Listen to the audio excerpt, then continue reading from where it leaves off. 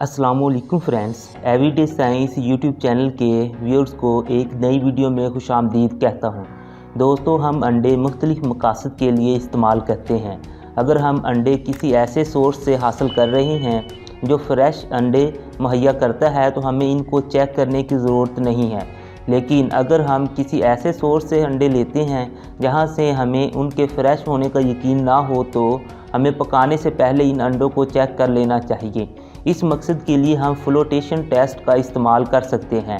हम गिलास में पानी लेंगे और उसमें अंडे को डालेंगे। अगर अंडा पानी में डूब जाए तो इसका मतलब है कि ये अंडा ठीक है। इसे हम उबाल कर या फिर पका कर खा सकते हैं। लेकिन अगर वो पानी की सतह पर तैरने लग जाए तो इसका मतलब है कि ये अंडा ख़राब है और आप इसे इस्तेमाल नहीं कर सकते हैं। अब हम अपने असल सवाल की तरफ आते हैं। Why do rotten eggs float, यानी ख़राब अंडे पानी की सतह पर क्यों तैरते हैं? जो अंडा फ्रेश होता है और खाने के काबिल होता है उसकी डेंसिटी पानी की डेंसिटी से ज़्यादा होती है, इसलिए वो पानी में डूब जाता है। अगर हम इस अंडे को कुछ दिनों के लिए रखते हैं तो इसमें डीकम्पोजिशन का अमल शुरू हो जाता है। इस डीकम्पोजिशन के अमल की वजह से अंडे में जो मांस होता है वो गैसियस स्टेट में तब्दील होना शुरू हो जाता है। अंडे के शेल पोरस होते हैं, यानी वो गैस को खारिज होने देते हैं।